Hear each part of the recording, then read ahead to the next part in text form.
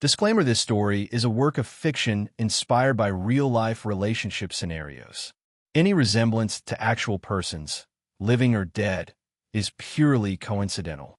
The events, characters, and dialogues have been created for entertainment purposes only.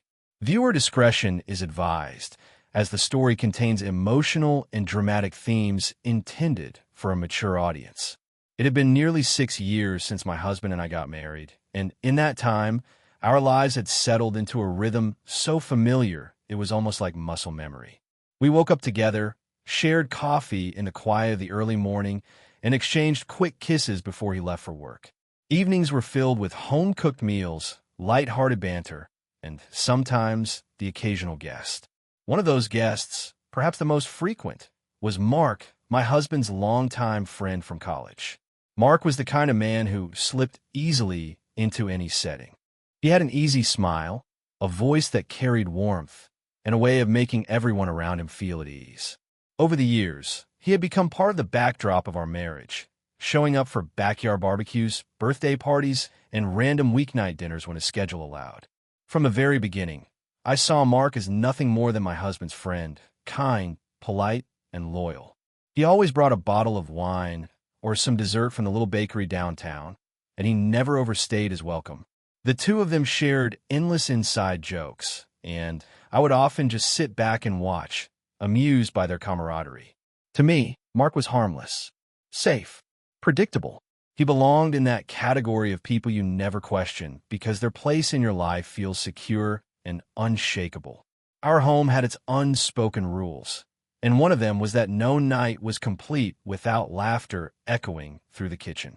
Mark contributed to that often, telling funny stories about work or his disastrous attempts at dating. He never hinted at anything more, never crossed any lines. If anything, he felt like the older brother I never had, protective yet distant in a respectful way. Life in those days was simple, and I liked it that way. There was a comfort in knowing how each day would unfold. I knew my husband would come home around the same time. I knew the meals I would cook and the shows we'd watch afterward. And I knew that, every now and then, Mark would knock on our door, his familiar grin appearing in the doorway, and we'd welcome him without a second thought. Looking back now, I realize how deceptive comfort can be. It lulls you into believing that nothing will ever change, that the people around you will always play the same roles in your life. I had no reason to think otherwise. After all, why would I? Mark was just my husband's friend, a constant presence in our shared life, a piece of the furniture, so to speak. But what I didn't know then, what I couldn't have possibly imagined, was that one night would turn that comfortable routine into something I'd never be able to forget. And once that shift happened, there would be no going back to the way things were before. It was a Thursday evening, one of those days that had dragged on longer than it should have. I had been juggling work deadlines, grocery runs, and the endless cycle of household chores. By the time my husband walked in, the clock was pushing past 7 p.m., and I was just about to put dinner on the table. He stepped into the kitchen with that slightly guilty smile I'd learned to recognize over the years. "Hey, I hope you don't mind," he said, loosening his tie. I invited Mark over. "He's on his way." Of course, I didn't mind. Mark was practically family at this point, and his visits often lightened the mood.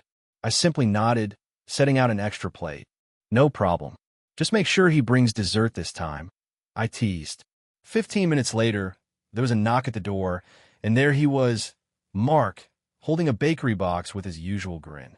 He stepped inside, the familiar scent of cologne following him, and gave me a quick, polite hug before greeting my husband with one of their brotherly handshakes.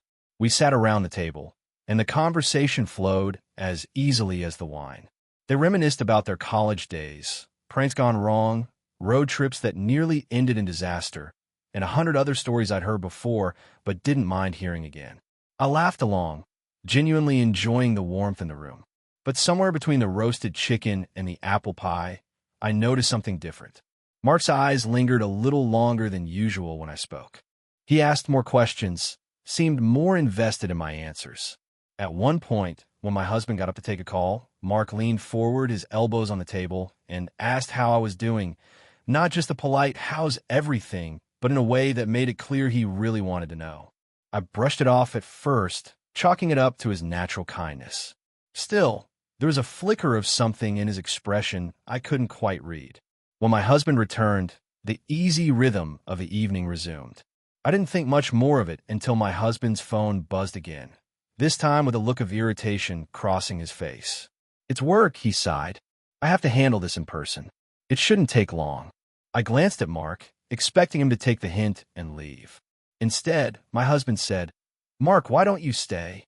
Keep her company. I'll be back before you know it." And just like that, an ordinary Thursday dinner became something else entirely. The atmosphere shifted, not in a dramatic way, but subtly, like the moment before a storm when the air feels different. I didn't know it yet, but the rest of the night would blur the lines I thought were so clear.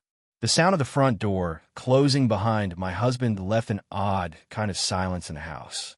It wasn't uncomfortable exactly, but it was noticeable. Usually, when my husband stepped out during a gathering, it was to take a quick call in another room or grab something from the car.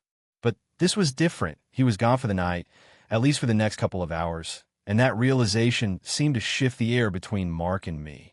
Mark leaned back in his chair, his fingers drumming lightly against the stem of his wine glass. "Well," he said with a half smile, "looks like it's just the two of us for a while." His tone was casual, but there was something in the way he said it that made me a little more aware of myself, of the space between us, of the fact that I could hear the faint ticking of the kitchen clock. I started clearing the plates, partly to give my hands something to do. "It's no problem. I was gonna make some coffee anyway. Do you want some?" "Sure," he replied, getting up to follow me into the kitchen. Normally, Mark stayed planted at the table, letting me and my husband handle the post-dinner cleanup. But tonight, he trailed after me, leaning against the counter as I filled the coffee pot. For a few moments, the conversation stayed safe. Work updates, mutual friends, light-hearted jokes about my husband's terrible taste in TV shows. But then it shifted. He asked about my writing hobby, something I hadn't mentioned in months. He remembered details about a story I'd once told him, about how I used to dream of publishing a novel. I smiled faintly. "I'm surprised you remember that." "I remember more than you think," he said, his gaze meeting mine for just a second too long. I busied myself with pouring coffee, telling myself not to overthink it. After all, Mark was known for being a good listener. But there was something in his voice, lower, softer, that made my chest tighten slightly. We carried our mugs back to the living room, and without my husband there, the dynamic felt entirely different. The conversation slowed. Our words lingered in the space between us. It wasn't awkward. It was almost intimate. I caught myself noticing little things about him I'd never paid attention to before. The way his eyes crinkled when he smiled, the subtle confidence in his posture, the warm timbre of his voice. The clock ticked past 9. Outside, the streetlights flickered on, casting a soft glow through the curtains. I told myself this was just a friendly evening, nothing more. But deep down, I could feel a subtle pull, an invisible thread tightening between us.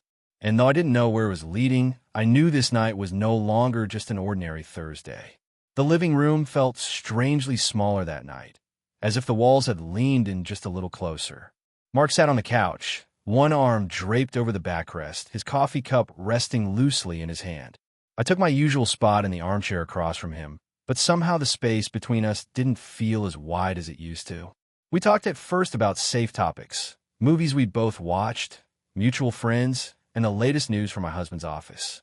But slowly, the conversation began to peel back layers, drifting into areas we'd never really touched before. It was Mark who steered it there, though not in a pushy way. He just asked questions no one else bothered to ask. "How are you, really?" he said at one point, his voice lower now, almost gentle. "I mean, not just as a wife or a hostess. How are you feeling these days?" It caught me off guard. People rarely ask me that. They assumed I was fine because I smiled at dinner parties and kept the house warm and welcoming. But here he was, looking at me as if he genuinely wanted to know the answer. I hesitated before admitting, "I don't know. Sometimes I feel invisible. Like everything I do is for someone else, and I've forgotten what I wanted for myself." Mark's gaze softened. "I've noticed," he said quietly, "and I think you deserve more credit than you give yourself." Something about the way he said it made my chest ache. Not in a romantic way just yet, but in a deeply human way. It felt like someone had opened a window in a stuffy room. We went on to talk about dreams, mine of writing a book, his of traveling to Italy and opening a little cafe by the coast. We laughed about how impractical those dreams were, but there was an unspoken sense that they mattered, even if they never came true. At one point, I noticed the way the lamplight caught the gold flecks in his eyes. My gaze lingered a moment too long before I looked away, feeling an odd warmth creeping up my neck. It was unsettling, that awareness.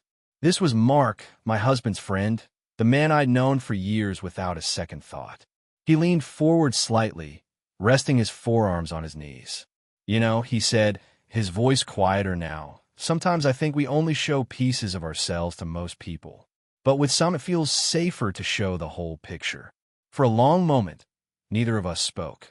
The hum of the refrigerator in the kitchen was the only sound. My fingers tightened around my coffee cup, and I realized that something intangible had shifted between us. It wasn't just a conversation anymore. It was a connection, unexpected, unplanned, and quietly dangerous. The clock had crept past 10, but neither of us seemed in a hurry to end the night. The coffee had gone cold in our cups, yet we still sat there, caught in the strange gravity that had pulled us closer over the past hour. The conversation had slowed, the silences between words growing longer, heavier. Mark was the first to break one of those silences. He set his cup down on the coffee table, leaning back into the couch, his eyes fixed on me in a way that made it impossible to look away. "Can I tell you something I probably shouldn't?" he asked. I felt my pulse quicken. "That depends," I said, half trying to keep it light. He didn't smile. "I've been in love with you for years." The words landed like a weight in the air. My breath caught, my mind scrambling to process what he'd just said. I wanted to believe I'd misheard him, but his gaze told me I hadn't. He went on, his voice steady but tinged with emotion. "It started the first time I came over for dinner after you got married. You were setting the table, humming to yourself, and I remember thinking, how could someone like you not have been in my life sooner? I tried to push it away. I told myself it was wrong, but it never went away. I didn't know what to say. My heart was racing, not just from shock, but from the raw vulnerability in his words. I'd known Mark for years, trusted him, laughed with him, but I had never, not once, imagined he saw me this way. I know I shouldn't have said anything," he continued, "but tonight, sitting here with you, I couldn't pretend anymore. I needed you to know." I swallowed hard, my mind a blur. Part of me wanted to shut it down immediately, to tell him this was out of line. Another part, a quieter, more dangerous part, was curious about what it meant that my pulse was hammering in my ears. "Mark," I began, but my voice came out softer than I intended. He leaned forward, not close enough to touch, but close enough that I could feel the shift in the air. "I'm not asking you for anything," he said. "I just needed you to hear the truth from me once." The honesty in his eyes was disarming. There was no smirk, no attempt at seduction, just a man confessing something he'd carried in silence for too long. And in that moment, everything between us changed. I knew that no matter what I said or did next, we could never go back to the easy, uncomplicated friendship we had before. That was the moment the line between my husband's friend and something else blurred beyond recognition. The moment his confession settled in, it was as if the world outside ceased to exist. I could no longer hear the faint hum of the refrigerator or the occasional car passing by on the street. My entire awareness was locked on the man sitting across from me, the man I thought I knew so well, now transformed into someone entirely different by a few simple, devastating words. 1,000 thoughts crashed through my mind all at once. This was Mark, my husband's closest friend, the man who had been at our wedding, who had toasted to our happiness, who had helped paint our first apartment when money was tight. He had always been safe, untouchable in my mental map of relationships. And now, here he was, telling me he had been in love with me for years. Part of me wanted to recoil, to put as much distance as possible between us. It felt like a betrayal, not in the physical sense, but in the unspoken intimacy that comes with harboring feelings that should never have existed in the first place. Yet, Beneath that sharp sting of betrayal was something even more dangerous, a quiet, almost imperceptible part of me that was flattered, seen, wanted. I hated myself for feeling it, but it was there. I shifted in my seat, gripping the edges of my cold coffee mug like it could anchor me to something solid. Mark, you can't say things like that, I said finally, my voice barely above a whisper. I know, he replied, and I'm sorry, but keeping it to myself all these years, it's been eating at me. Tonight, when it was just us, I couldn't stop thinking about what it might have been like if I'd met you first. His words sliced cleanly through my defenses. It was a thought I didn't want to entertain, but there it was, dangling in front of me, like a forbidden door I'd never dare to open. What if? I thought of my husband, of our life together, of the vows we had exchanged. I thought of the years we'd spent building a life that, until a few minutes ago, had felt secure. But then I also thought about the small ways I'd been fading into the background, becoming someone who kept the house running but rarely had anyone ask how I was doing. Until tonight. I could feel Mark watching me, his expression unreadable. The longer the silence stretched, the more tangled my emotions became. Guilt swirled with curiosity. Anger tangled with an aching sense of validation. I'm married, I said finally, more to myself than to him. I know, he said again softly, and I respect that, but it doesn't change how I feel. Those words, simple, unwavering, sat between us like a lit match in a room full of dry kindling. I knew one wrong move could burn everything down, and yet I also knew that something inside me had already shifted. Whether I liked it or not, this night had planted a seed I could not unhear, unfeel, or undo. I took a deep breath, forcing myself to stand and create some physical space between us. The act of rising from my seat felt symbolic, like I was pulling myself out of a dangerous undertow. My heart was pounding so hard I could feel it in my fingertips, but I knew if I didn't set boundaries right now, this moment could spiral into something I could never take back. Mark, we can't have this conversation anymore, I said, my voice steadier than I felt. You've been honest with me, and I respect that. But my marriage, my life, it means too much to me to cross a line we can't uncross. For the first time that evening, his gaze faltered. He nodded slowly, his shoulders sinking as though some invisible weight had just been placed on them. I get it, he murmured. I knew this was how it would end before I even said anything. He stopped, pressing his lips together like he was trying to hold back the rest of the sentence. I folded my arms, not in anger, but as a shield against the conflicting emotions still swirling in my chest. Mark, I value you as a friend, but if this is something you can't move past, maybe we need to spend less time together. His eyes met mine again, and this time there was no trace of the boldness he'd shown earlier, only a kind of quiet resignation. I don't want to lose your friendship, he said, but I'll respect whatever you decide. We stood there for a moment in heavy silence. The air between us felt charged, but not in the same way it had moments earlier.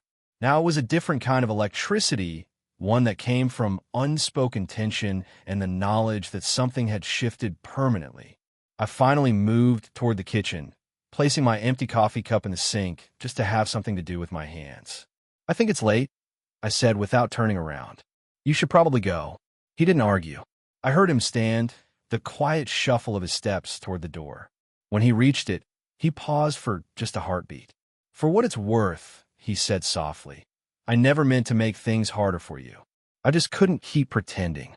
And then he was gone, the door closing with a muted click that somehow sounded final and unfinished all at once. I stood alone in the quiet house, staring at the mug in the sink as though it could give me answers. I had drawn the line, but the truth was the night had still changed everything.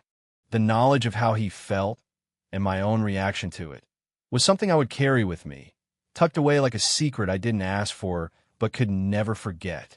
The house felt impossibly still after Mark left, as though the walls themselves were holding their breath. I stood there for several minutes, listening to the faint ticking of the clock in the hallway, trying to steady the chaos in my mind.